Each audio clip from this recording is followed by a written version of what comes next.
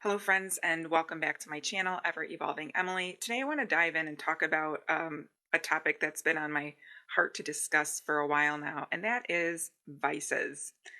Quitting vices, how to quit vices. Again, I want to reiterate: no, I'm not a doctor. I'm not an addictions counselor. I'm not. That is not. I don't have any of those titles. But what I do want to talk about is quitting a vice.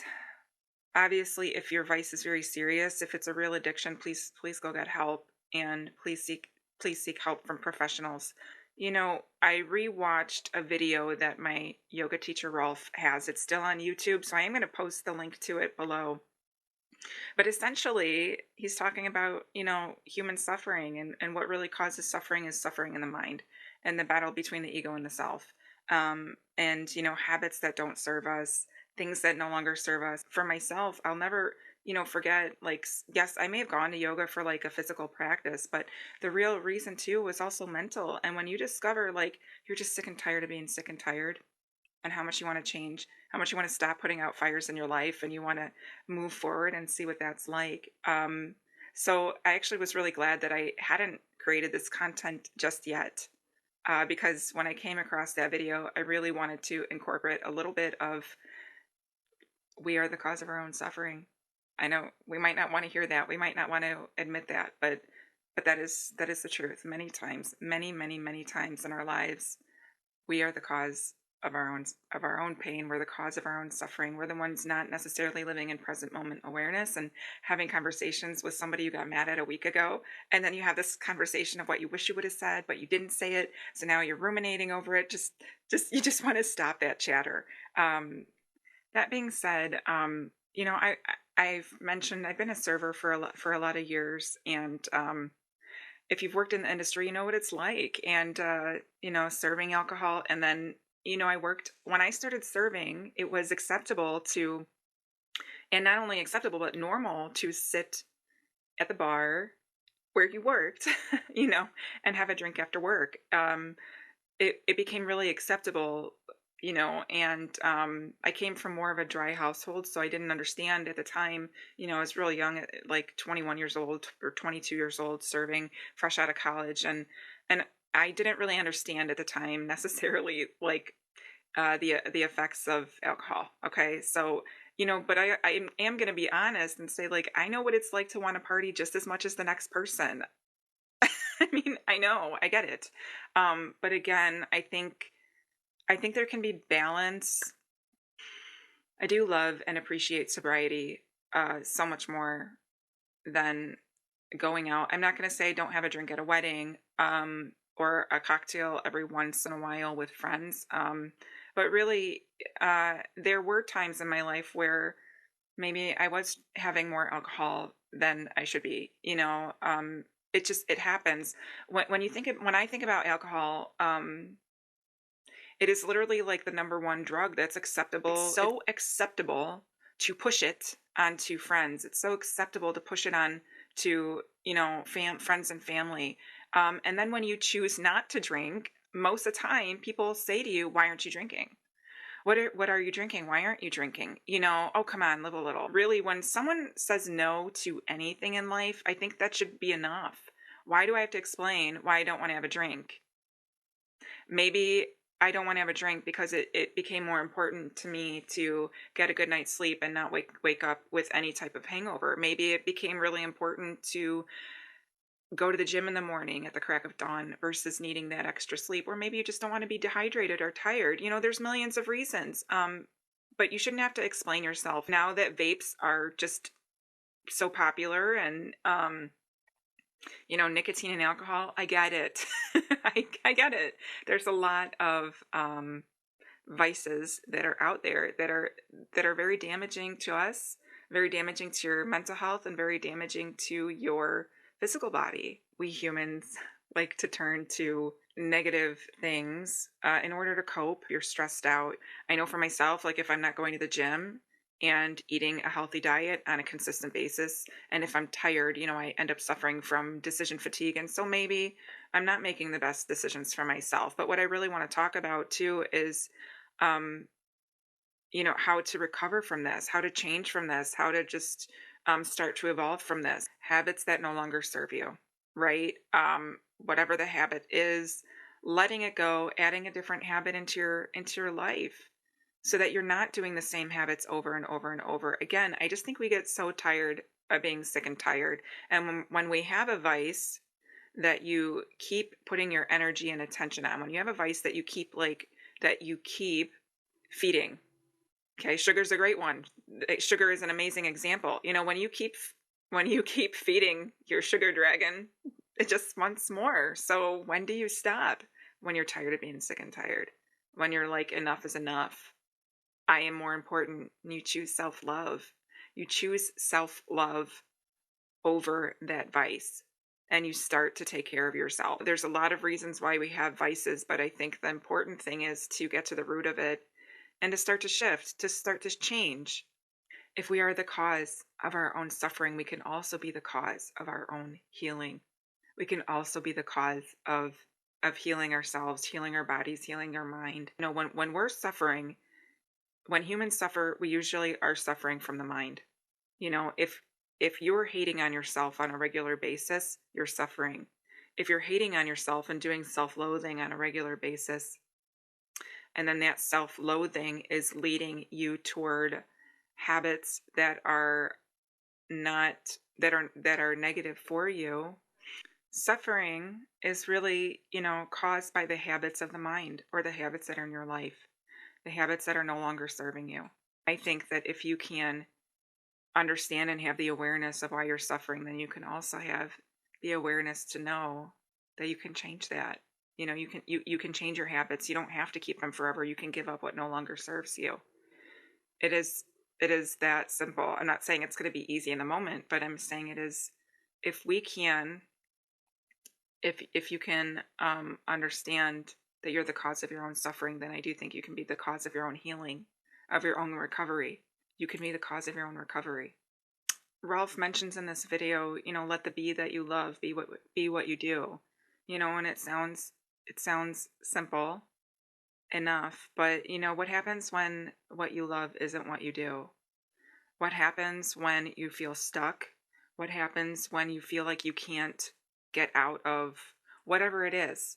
Maybe it's a living situation, maybe it's a financial situation, maybe it's a toxic relationship, maybe it's a vice, maybe it's a habit that is no longer serving you. We get into a lot of trouble, and a lot of it, I feel, is when we get stuck, we feel like we can't get out, and then we create the pathways in our brain that we just keep repeating over and over and over again because we don't know how to make it stop.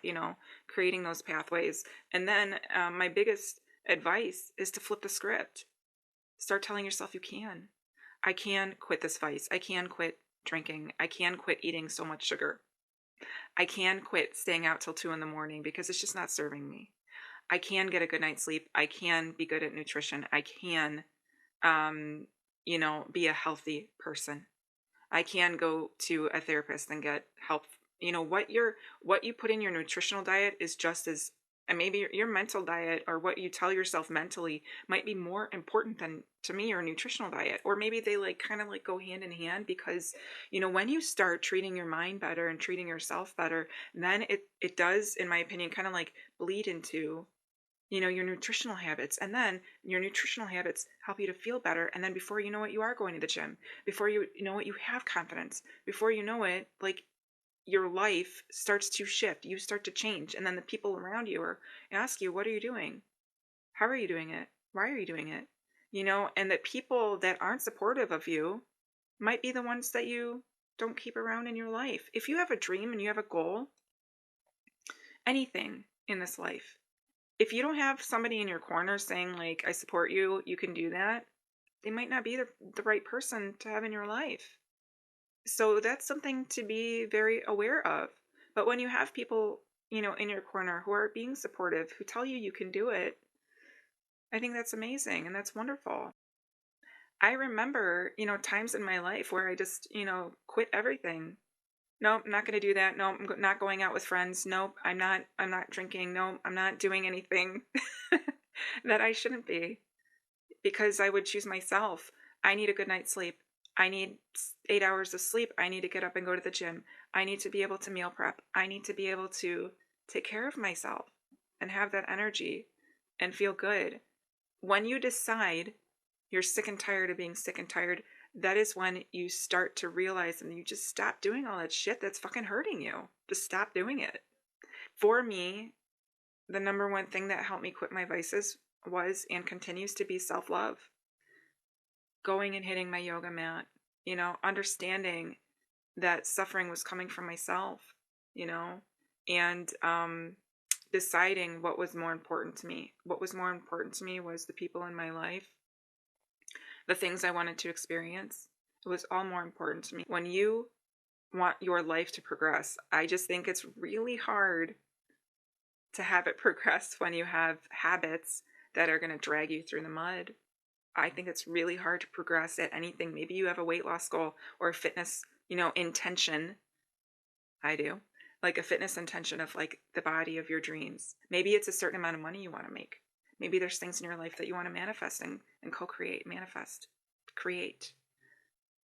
In my opinion, I think it's very difficult to manifest the things that you want and are going to love in your life when you have vices.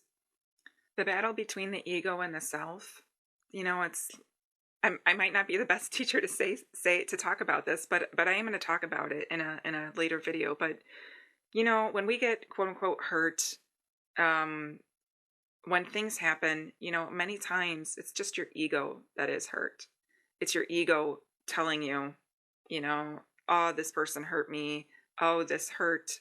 Many times it's your ego that is causing all of this suffering. It's not like when you're meditating and when you're getting quiet and you're connecting, meditating and if you're in prayer, you're connecting with divinity, you're connecting with source, you're connecting with God, you're connecting with your creator, you're connecting. And when you're connected, all that stuff's not there. It isn't for me.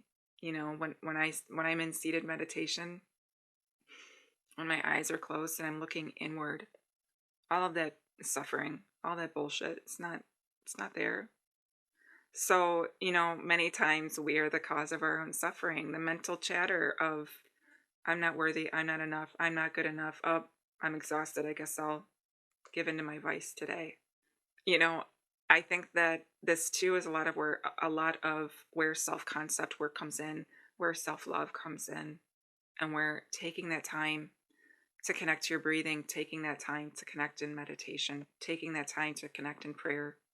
These are all ways to realign yourself. Because again, I think we get sick and tired of being sick and tired, and we get tired of putting out these, like as Rolf explains it in the video I'm gonna link up. We keep putting out these little fires, and then we go and hit our yoga mat for a while. And then we get the yoga bliss and we understand and we're much more peaceful. We're at calm, we're relaxed, we're happy, and when we do this practice on a regular basis, you learn.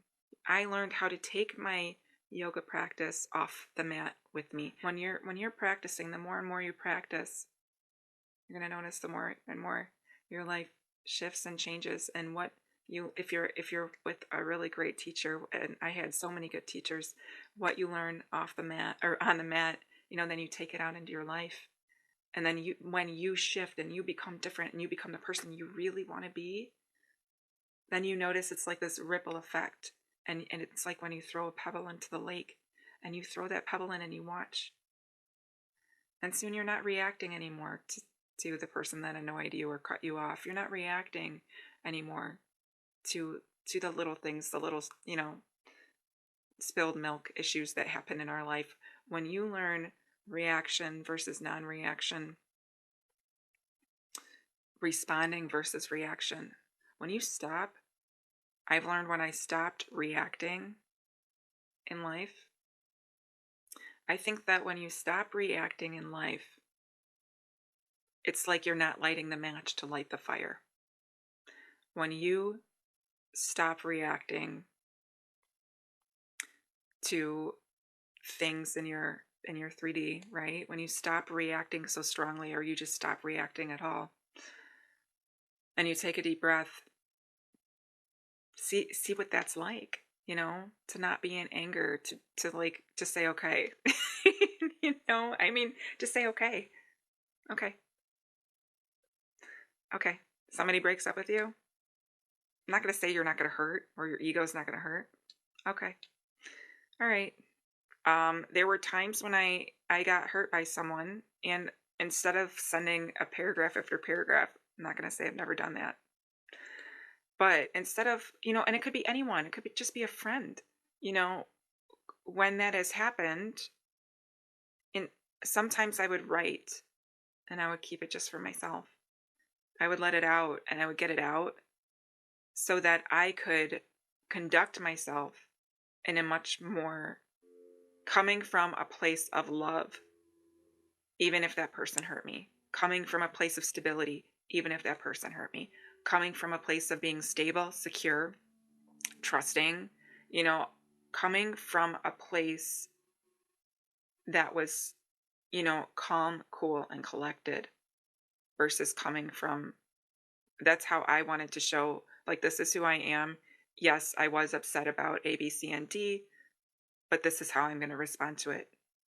Or just choose not to respond and see what happens in your life.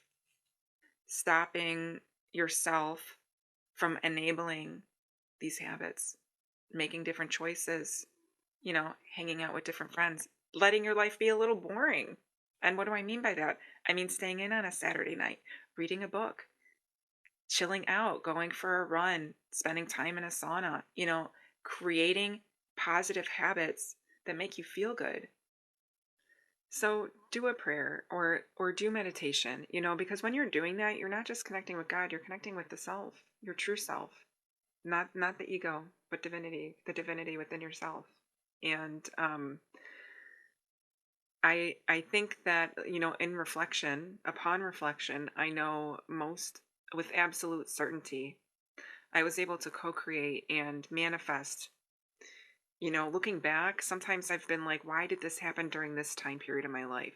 Whatever it was, love, money, and opportunity, a lot of things came to me when I was in a state of stillness, calm, peace, gratitude, chill. A lot of things came to me sometimes when I was just in a very chill place and in a place of stillness. I feel that it's very hard to create the life that you might want to create when your life is full of toxicity and chaos. Like when your life is full of a lot of chaos, a lot of fires that you're trying to put out, it's hard to create a life of peace, a life of abundance, you know, when you're overwhelmed consistently, when you're stressed out consistently.